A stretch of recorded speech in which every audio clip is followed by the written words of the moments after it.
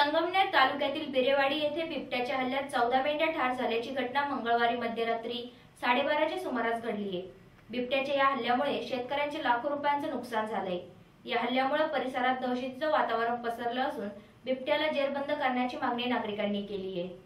संगमनेर तालुक्यातील बिरेवाडी येथे बिबट्याच्या हल्ल्यात 14 मेंढ्या ठार झाल्याची घटना मंगळवारी मध्यरात्री 12:30 वाजेच्या सुमारास घडली आहे।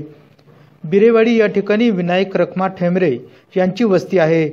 मंगळवारी नेहमीप्रमाणे त्यांनी आपल्या मेंढ्या चारून वाघुरीमध्ये बांधल्या आणि प्रांगणात झोपले होते।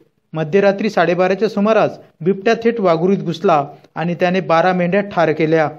मेंढ्यावर हल्ला करणारा बिबट्या आतच अडकला। त्याला बाहेर निघता येत नसल्याने त्याने हल्ला सुरूच ठेवला।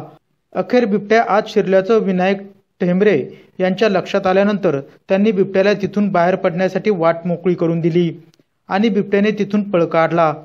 त्यानंतर आज पहाटे 3:30 वाजेच्या सुमारास समनापूर शिवारातही एकनाथ जानकू शेरमाळे यांच्या 5 शेळ्या बिबट्याच्या हल्ल्यात ठार झाल्या आहेत। बिबट्या सातत्याने हल्ला करत असल्याने शेतकऱ्यांच्या पशुधनाचं मोठं नुकसान होत आहे।